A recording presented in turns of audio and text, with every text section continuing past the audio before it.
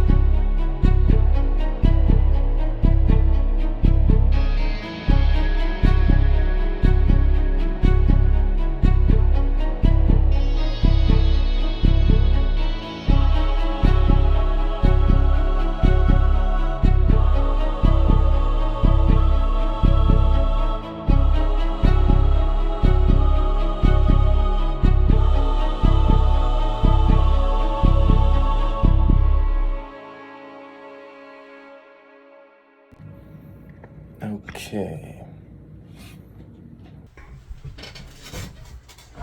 All right. Interview questions for Joel, take 1. Completely candid, first time reading these. So we're going to do question number 1, which is what inspired you to do the first Halloween party? What inspired all of you to throw big Halloween parties? Boredom? You know, it all started back in 2018. The situation we were in, it ended up, we all just decided we were going to live together. You know, Joel living at my dad's, I was living at my mom's. Jesse was going through a shaky, breakup, and I was fine. I guess that's not the real answer. I think we like to shatter people's expectations. got brought up, hey, we should all live together. And, so we did that, and we all ended up going on a vacation. Excuse me. We all ended up going on a vacation to Ocean City, Maryland. And when we got back, I don't know what happened. I played a lot of Call of Duty at the time. So the three of us living together, we have this dynamic where we would come up with an idea. One of us would say something. And we would kind of just let that go down this rabbit hole where we would add a complexity to it. Take a basic idea such as Halloween party. One of us mentions it, we say, hell yeah, let's do it. So then we just sit there and we discuss, what are we going to do to make it different? What are we going to do to make it better than what people might expect coming to this? Make it more than just a standard Halloween party. Once we get an idea to do something, we sort of all just dive in, and all we want to think about, all we want to do, we put everything else on hold. Call of Duty has a zombies mode where it's like a wave-based survival game. But inside the game, there's like secrets that you can find, and you basically find these little Easter eggs, and it pretty much creates a story, like a backstory that isn't really part of the game mode, but if you figure out the story, it progresses throughout however many games there are. The first couple times we'd get together to talk about the first Halloween party, we didn't even talk about food or drinks or what people were going to do. We talked about the story. The first year was a haunted house and a family that came in, and the spirit got to the dad and he destroyed the family, etc., etc. We talked about that and what people were going to do in the scavenger hunt behind it and how that was going to unfold. And that kind of like sat in my brain, and I was like, hey, well, we do this Halloween party instead of doing just a binge drink fest. Why don't we sort of hide a little storyline to this party so that people can go out and just find the secret, and that's what we ended up doing. It was a lot of fun. Shattering people's expectations of that party, especially for the first one, and then so on and so forth. So that became the goal. Every year we were going to do a Halloween party, and every year we were going to make sure it was bigger, and we wanted to just blow people's minds year after year. And here we are on year 5. Think of the best party you ever went to. Why was it so great? It's probably because they put a lot of thought into it, a lot of effort, and we sort of just want to do that for everybody. It's kind of cool, actually, to be the best party you ever went to. This is trippy. That's cool. So Jesse approached me early in the planning phases and mentioned that Jesse, Joel, and Nate were building a escape room for the Halloween party, and that they wanted to introduce some kind of electronic components, some puzzles, some traps, some different pieces that would be either computer controlled or electronically controlled. And I've known Jesse for a very long time. I've known Joel for a while, and quite frankly, my biggest concern was that they would electrocute themselves. No, don't film this. Why not? What are you doing? I'm testing this wire to see if it works. Oh, go ahead. See this? You never want to do this. So to that end, I decided I would definitely help out. Wanted to make sure that everything was safe and that everything they built worked really well. I mean, these guys know how to build an escape room. They know how to build traps. They know how to build puzzles. My goal really in this was to just kind of bring some of the skills that I have with electronics and make sure house didn't get burnt down and nobody got electrocuted. That was the goal. So, Sunday morning, on our way to Home Depot. I obviously have to drive separately because we have to get doors and they might not all fit in Nate's car. Anyway, I say, okay, let me pull up and, Jesse, you can get in my car. And he's like, I'm just going to go with Nate. What the hell? Like, so everything we've been through, he rides with that douche. This guy. Question number 2, how did the original idea for the dark room come about? How did the idea for the original dark room come about? God. After the first Halloween party was a big hit, it was, whatever. So it's around like January, I think. And honest to God, on a whim, Jesse said to me, he's like, we should build a bar in the basement. I was like, yeah, let's do it. So we did that, exactly that. It took us about a month. When it come time to think of the next Halloween party idea, building structures really wasn't out of the question at that point. So we decided that we would transform the garage into something.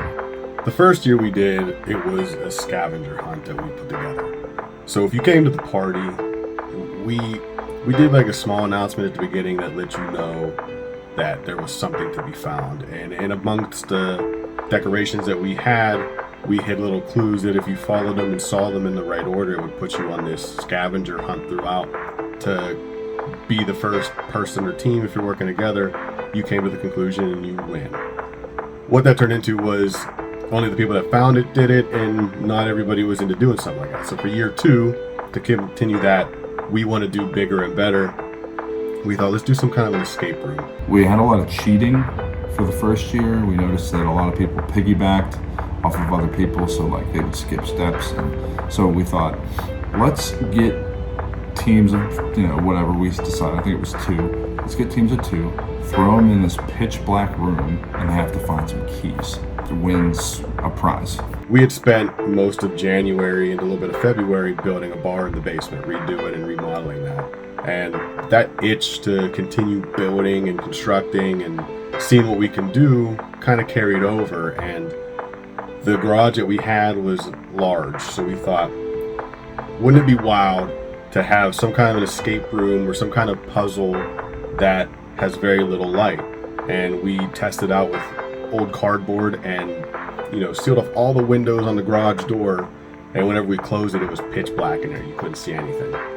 It started off simple, and then we were like, we should build contraptions that it takes 2 people to find 1 key, and like you pull a lever here and a key floats up in the hole over here, and it's pitch black, and all you have is this damn glow stick. So we thought, okay, limit their light. We can build walls in here, not quite go labyrinth mode, but go build a small room with traps, puzzles, interactables, and you hide keys.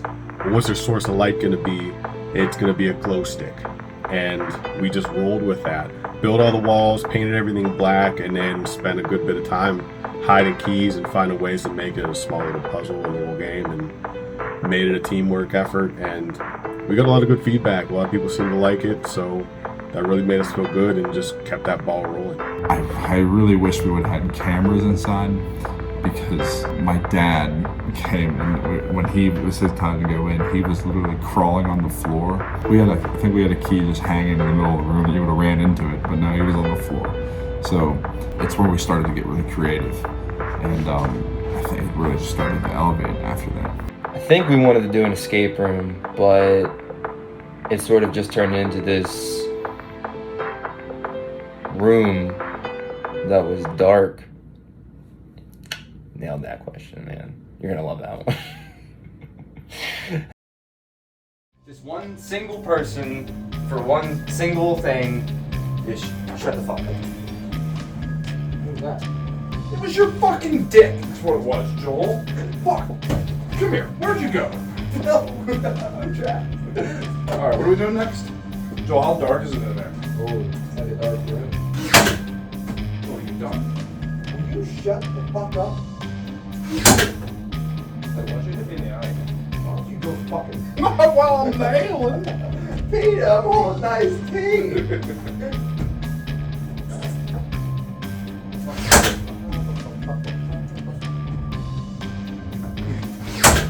You not do that, Pop. Do what?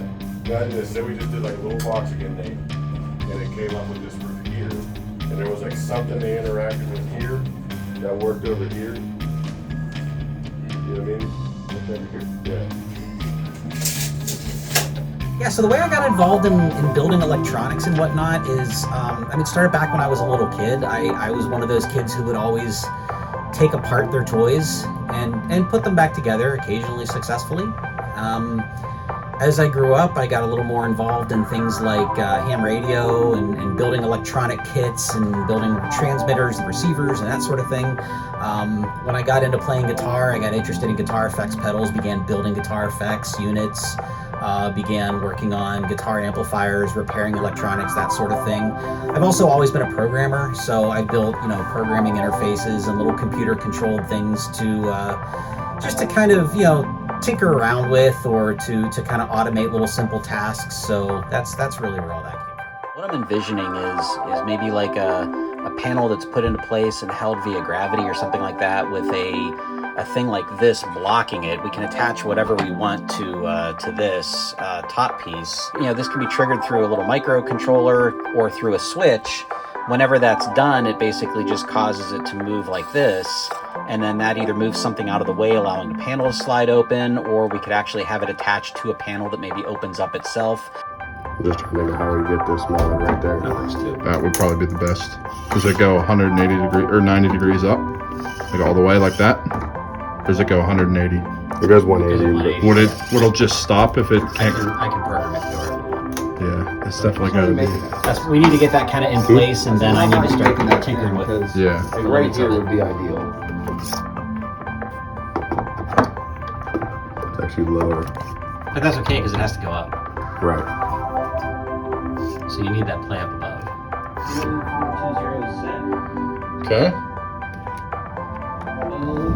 Nothing to compare. 04. 2. 0. Hey. All right. So is it that the keypad is maybe not? Question number 3. Why do a dark room part 2? Why do a dark room part 2? Because the first one was... I feel like we should do as many separated. I was watching Hot Ones with Neil Patrick Harris. Okay, well, did you watch a couple? Yeah. I can't get distracted! It's great. So, No, but here. we're going to put a full sheet of plywood on top of this. Correct. Okay. Yeah. And then we'll get Go ahead it. now. Neil Patrick Harris loves escape rooms.